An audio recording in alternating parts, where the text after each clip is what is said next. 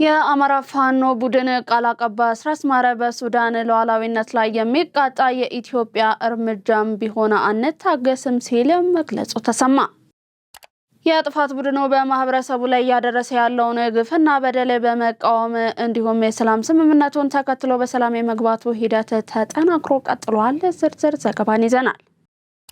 የዳኝነትና የፍትህ ተቋማት የፌዴሬሽን ምክር ቤትን የህገ መንግስት ትርጉም ውሳኔዎችን የማስፈጸም አቅም መጎልበት ለህገ መንግስታዊ ስርዓቱ ዘላቂነት እንዲሁም ፍትህን ለማረጋገጥ የጎላ አበርክቶት እንዳለው የፌዴሬሽን ምክር ቤት አፈ ጉባኤ አገኘሁ ተሻገር ገለጹ።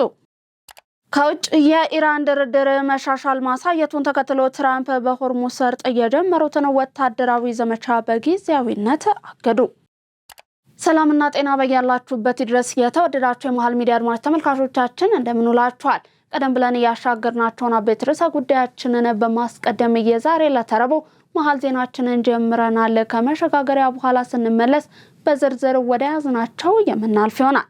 ታላቅ የምስራች ከሜሪት ፕሮፐርቲስ ለንግድ ሱቅ ፈላጊዎች በሙሉ እርሶ ይነግዱ እንጂ ትርፋማ የሚሆኑባቸውን አሊያም ቢያከራዩ አዋጭ የሆኑ የንግድ ሱቆችን በመሃል ተክለ ሃይማኖት ለሽያጭ ማቅረባችንን ስንገልጽ በታላቅ ደስታ ነው።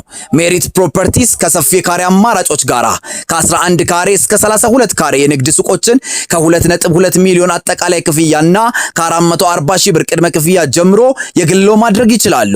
እንዲሁም የመኖሪያ አፓርትመንቶችን ለምትፈልጉ ውድ ደንበኞቻችን ሜሪት ፕሮፐርቲስ አራዳ ፓርክ ፊት ለፊት ከባለ 1 እስከ ባለ 3 መኝታ አፓርትመንቶችን ከ30% ታላቅ ቅናሽ ጋራ ይዘንሎት ቀርበናል።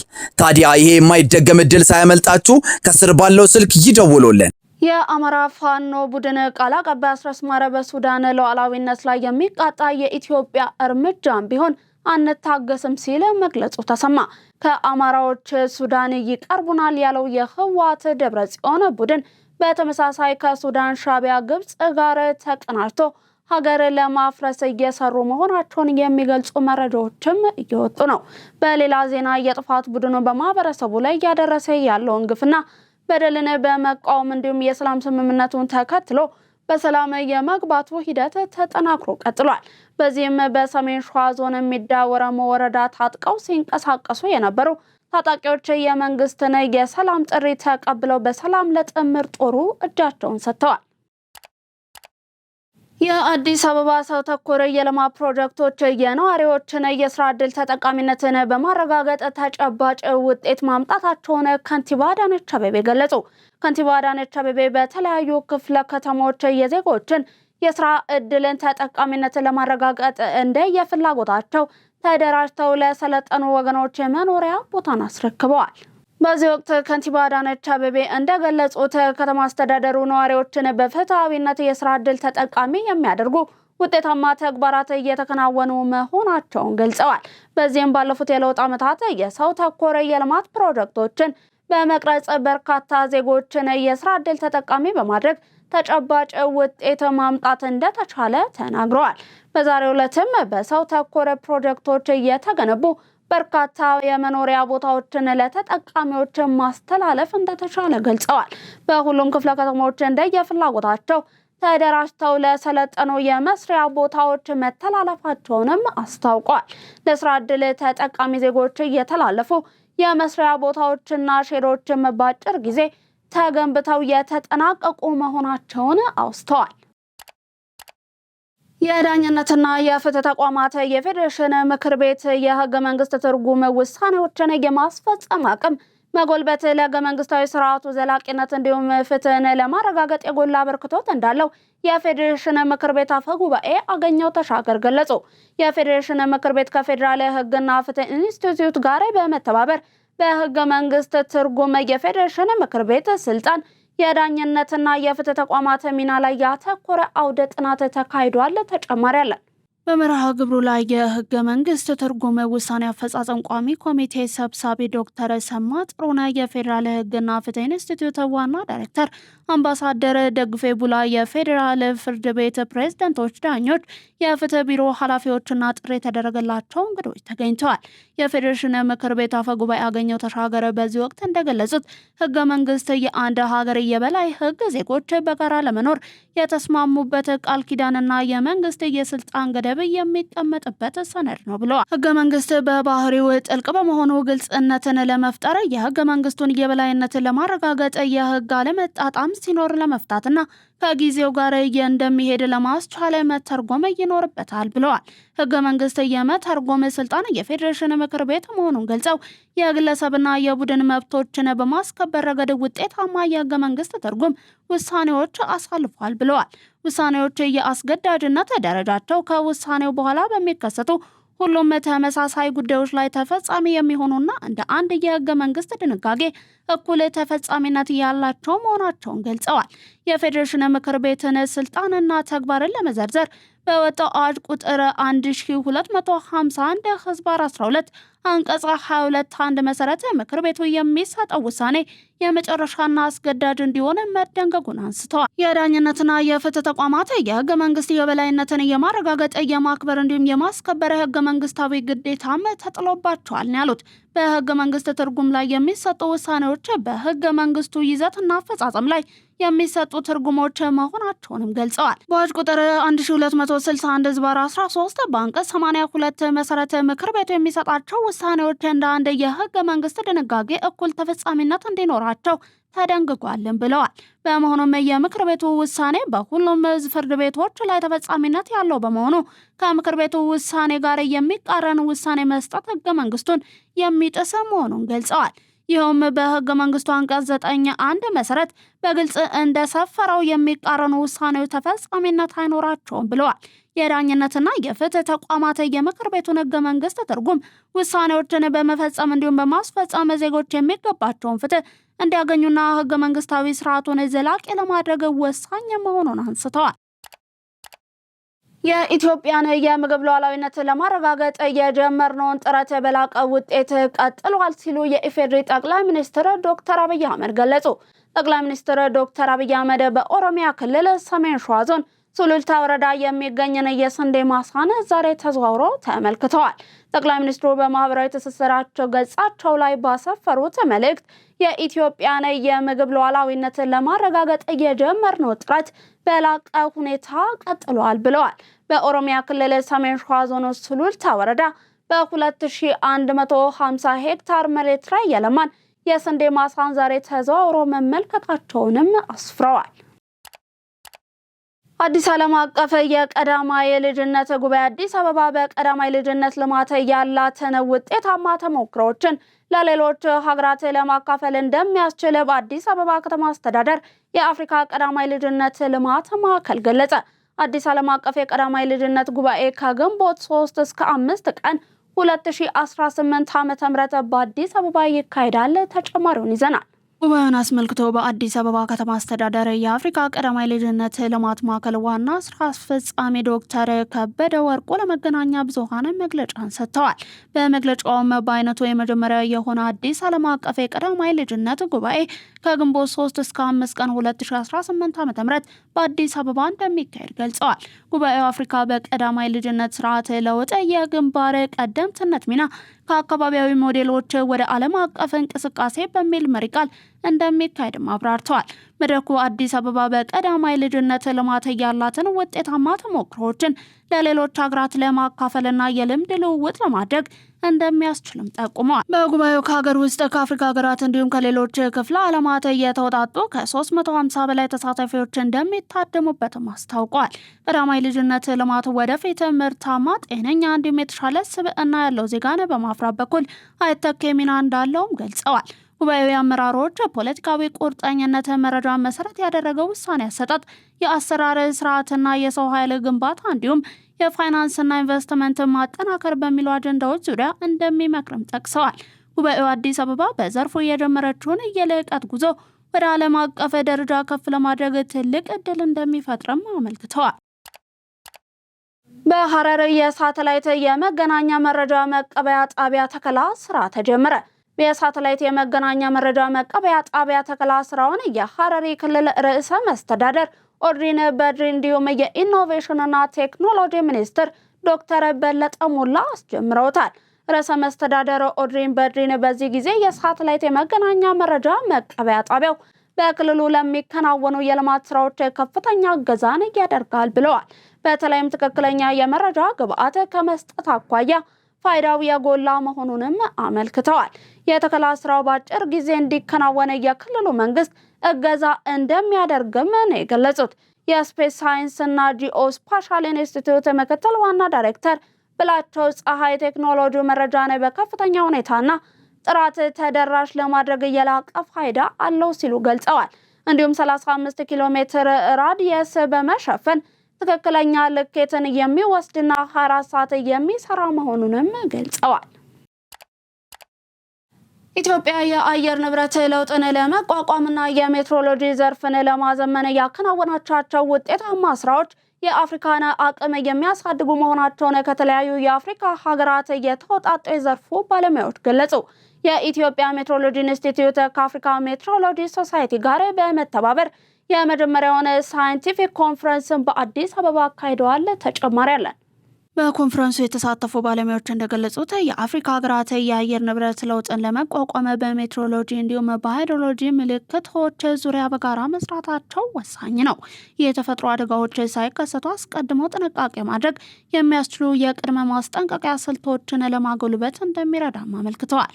ኢትዮጵያ በዘርፉ ላከናወነቻቸው የቴክኖሎጂና የመሰረተ ልማት ኢንቨስትመንቶች አድናቆታቸውን ገልጸው እነዚህ ኢንቨስትመንቶች ከኢትዮጵያ አልፈው ለአህጉራዊ የኢኮኖሚ ትስስርና የመቋቋም አቅምን ለመገንባት ትልቅ ድርሻ አላቸው ብለዋል። በተለይም ኢትዮጵያ በአረንጓዴ አሻራ የታዳሽ ኃይልን ከማስፋፋት እንዲሁም በሌሎች የአየር ንብረት ለውጥ መቋቋም በሚያስችሉ ተግባራት ዙሪያ እያሳየች ያለችውን ውጤት የመንግስትን ቁርጠኝነት በተግባር የሚያመለክት መሆኑን ተናግረዋል።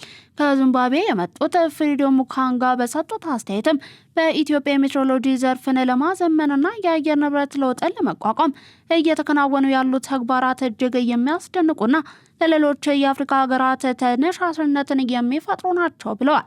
ኢንስቲትዩቱ በመረጃ አያያዝና በከፍተኛ አቅም በሚሰሩ የኮምፒውተር ቴክኖሎጂዎች ላይ ያደረገው ኢንቨስትመንት መንግስት ለዜጎቹ ሕይወት መታደግ ያለውን ቁርጠኝነት የሚያሳይ ነው ብለዋል። የአረንጓዴ አሻራ መርሃ ግብር ስነ ምህዳርን ከመጠበቅ ባለፈ ለምግብነት የሚውሉ ተክሎች ላይ ትኩረት ማድረጉ ለዜጎች የገቢ ምንጭ እንዲሆንና ይበልጥ ውጤታማ እንዲሆኑ ማስቻሉን ገልጸዋል።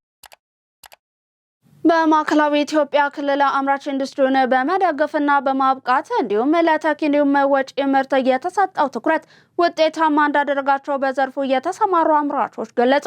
መንግስት በኢትዮጵያ ታምርት ንቅናቄ በማምረቻው ዘርፍ ለተሰማሩ ባለሀብቶች የንግድ ከባቢን ምቹ የማድረግ የመሰረተ ልማት አቅርቦት የማሟላትና የፖሊሲ ማሻሻያዎችን የማድረግ ስራዎችን በስፋት እያከናወነ ይገኛል። በተጨማሪም ለሀገር ውስጥ አምራቾች ልዩ የድጋፍ ፓኬጆችን በማዘጋጀት አምራቾችን እያበረታታ ነው። ለኢትዮጵያ ዜና አገልግሎት አስተያየታቸውን የሰጡ በማዕከላዊ ኢትዮጵያ ክልል የሚገኙ አምራቾች መንግስት አምራች ኢንዱስትሪውን በመደገፍና በማብቃት ለተኪና ወጪ ምርት እድገት የሰጠው ትኩረት ውጤታማ እንዳደረጋቸው ገልጸዋል። በቡታጅራ ከተማ የሚገኘው የደስታ ጨርቃ ጨርቅ ፋብሪካ ዋና ስራ አስኪያጅ ያሬድ ወልዴ እንደገለጹት ፋብሪካው ለአምራች ኢንዱስትሪ የተመቻቸውን እድል በመጠቀም በዓለም አቀፍ ገበያ ተፈላጊ የሆኑ ምርቶችን እያመረተ ይገኛል። በዚህም ከፍተኛ የሀገር ውስጥ የጥጥ ምርትን በግብይትነት በመጠቀምና የማምረት ስራውን አጠናክሮ በመቀጠል የአልባሳት ምርቶችን ለአውሮፓ፣ ለአሜሪካና የተለያዩ የውጭ ሀገራት ገበያዎች እያቀረበ መሆኑን ገልጸዋል።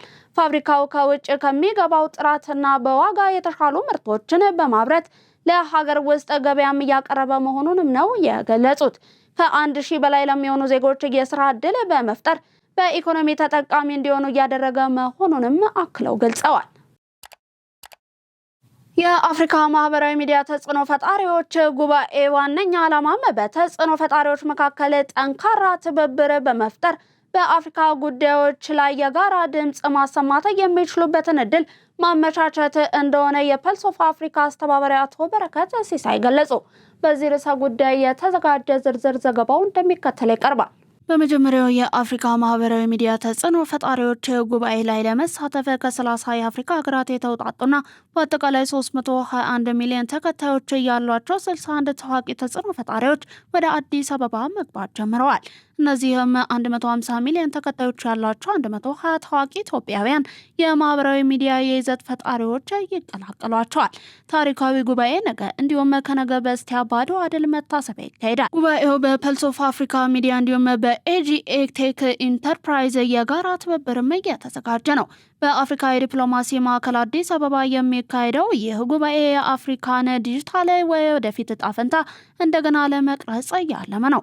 ጋናዊ ታዋቂ ዩቲዩበር እንዲሁም የዲጂታል ሚዲያ ተጽዕኖ ፈጣሪ ወደ ማያ ዛሬ ማለዳ አዲስ አበባ ገብቷል። ሴራሊዮናዊው ቦይዜ ክሪሽ፣ ቤኒናዊው ሬጌ ቦይዘርን ጨምሮ ሌሎች ለጉባኤው የገቡ የዲጂታል ሚዲያ ተጽዕኖ ፈጣሪዎችም ናቸው።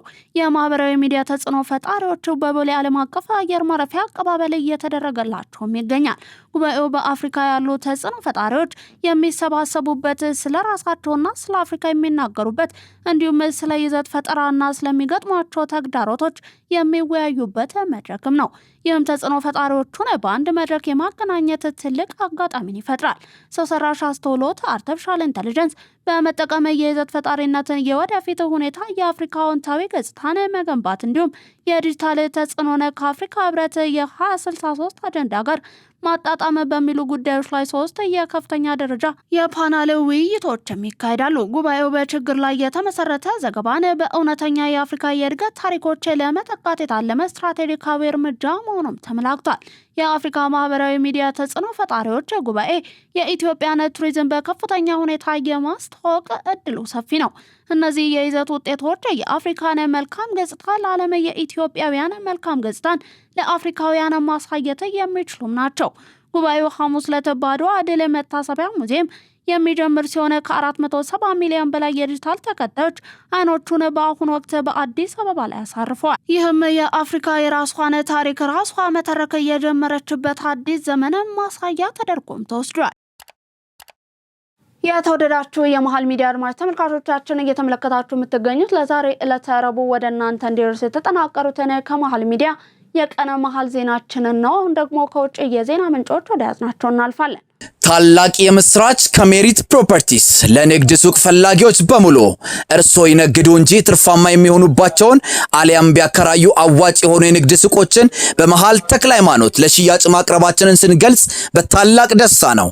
ሜሪት ፕሮፐርቲስ ከሰፊ ካሬ አማራጮች ጋራ ከ11 ካሬ እስከ 32 ካሬ የንግድ ሱቆችን ከ2.2 ሚሊዮን አጠቃላይ ክፍያና ከ440 ሺህ ብር ቅድመ ክፍያ ጀምሮ የግሎ ማድረግ ይችላሉ። እንዲሁም የመኖሪያ አፓርትመንቶችን ለምትፈልጉ ውድ ደንበኞቻችን ሜሪት ፕሮፐርቲስ አራዳ ፓርክ ፊት ለፊት ከባለ 1 እስከ ባለ 3 መኝታ አፓርትመንቶችን ከ30% ታላቅ ቅናሽ ጋራ ይዘንሎት ቀርበናል። ታዲያ ይሄ የማይደገም እድል ሳያመልጣችሁ ከስር ባለው ስልክ ይደውሉልን። ማርኮ ሩቢዮ አሜሪካ ዓላማዎቿን በማሳካቷ ኢራን ላይ የከፈተችውን የማጥቃት ዘመቻ አብቅቷል ሲሉ ገለጹ። የአሜሪካ የውጭ ጉዳይ ሚኒስትር ማርኮ ሩቢዮ በዋይት ሃውስ በሰጡት መግለጫ ዩናይትድ ስቴትስ ዓላማዎቿን በማሳካቷ በኢራን ላይ የጀመረችው ወታደራዊ ዘመቻ መጠናቀቁን ገልጸዋል። አሜሪካ በኢራን ላይ ጥቃት መፈጸም የጀመረችው የካቲት 21 2018 ዓ.ም ነበር። ሩቢዮ በዋይት ሃውስ በሰጡት በዚህ መግለጫ መሰረትም ኦፕሬሽን ኢፒክ ፍሪ ተጠናቋል፣ የዘመቻውን ዓላማዎቻችንን አሳክተናል፣ የሰላም መንገድን እንመርጣለን፣ ፕሬዝዳንቱ ከስምምነት ላይ መድረስ ይፈልጋሉ ሲሉ ተናግረዋል። ሩቢዮ አሜሪካ ሰኞ ዕለት አዲስ የጀመረችው ዘመቻ ዓላማ የሆርሙዝ ወሽመጥን ማስከፈት መሆኑንም ተናግረዋል። ይህ አነስተኛ መጠን ያለው ዘመቻ ከመጀመሪያው ወታደራዊ ዘመቻ የተለየ መሆኑን በመግለጽም አሜሪካ ካልተተኮሰባት በስተቀር ወታደራዊ ምላሽ እንደማትሰጥም ተናግረዋል። አሜሪካ በኢራን ላይ ጦርነት የከፈተችበት አንዱ ምክንያት የኒውክሌር ጦር መሳሪያን እንዳታመርት ለመከልከል ነው። አሜሪካ የኢራንን በከፍተኛ ደረጃ የበለጸገ 408 ኪሎ ግራም ዩራኒየም ማውጣት እንዲሁም የሆርሙዝ ወሽመጥን ለመርከቦች እንቅስቃሴ ክፍት ማስደረግ እስካሁን ድረስ አልቻለችም። የኢራን ድርድር መሻሻል ማሳየቱን ተከትሎ ትራምፕ በሆርሙዝ ሰርጥ የጀመሩትን ወታደራዊ ዘመቻ በጊዜያዊነት አገዱ። የአሜሪካው ፕሬዝዳንት ዶናልድ ትራምፕ ከኢራን ጋር እየተደረገ ያለውን ድርድር መሻሻል ማሳየቱን በመጥቀስ በሆርሙዝ ሰርጥ በኩል የሚያልፉ መርከቦችን ለማደብ ተጀምሮ የነበረው ወታደራዊ ዘመቻ ለጊዜው እንዲቆም ትዕዛዝን አስተላልፈዋል። የነጻነት ፕሮጀክት ፍሪደም በሚል መጠሪያ የተጀመረውና በስትራቴጂካዊው ስርጥ በኩል መርከቦችን ለማጀብ የታቀደው ይህ ዘመቻ ለሚደረገው ስምምነት እድል ለመስጠት ሲባል ለተወሰነ ጊዜ እንዲቆም መወሰኑን ፕሬዝዳንቱ አስታውቀዋል። ትራምፕ ይህ ውሳኔ የተላለፈው ፓኪስታንን ጨምሮ ከተለያዩ ሀገራት የቀረበላቸውን ጥያቄ መሰረት በማድረግ መሆኑንና ከቴህራን ጋር የሚደረገው ንግግርም ውጤት ሊያመጣ የሚችልበት ደረጃ ላይ መድረሱ በመሆኑ ነው ብለዋል። ትራምፕ ይህንን ውሳኔ የተላለፈው ፓኪስታንን ጨምሮ ከተለያዩ ሀገራት የቀረበላቸውን ጥያቄ መሰረት በማድረግ መሆኑንና ከቴህራን ጋር የሚደረገው ንግግርም ውጤት ሊያመጣ የሚችልበት ደረጃ ላይ በመድረሱ መሆኑን ገልጸዋል። ለዛሬ ለተረቡ ከመሃል ሚዲያ ወደ እናንተ እንዲደርሱ ያጠናቀርናቸውን የቀን ዜናዎቻችንን አበቃን። አብራችሁ ምርጫችሁ አድርጋችሁ ስትመለከቱን ስለነበር እጅግ እናመሰግናለን። ዜናውን ላይክ እና ሼር፣ ሚዲያችንን ሰብስክራይብ በማድረግ ቤተሰብነታችሁን ታጠነክሩ ዘንድ የአክብሮት ግብዣችን ነው። ከዩቲዩብ ባለፈ በቲክቶክ፣ በቴሌግራም እንዲሁም ፌስቡክ ገጾቻችን ተጨማሪ የመሃል ሚዲያ ይዘቶችን መመልከት ትችላላችሁ። በእኔ ቦታ በቃው። ሰላማችሁ ይብዛ።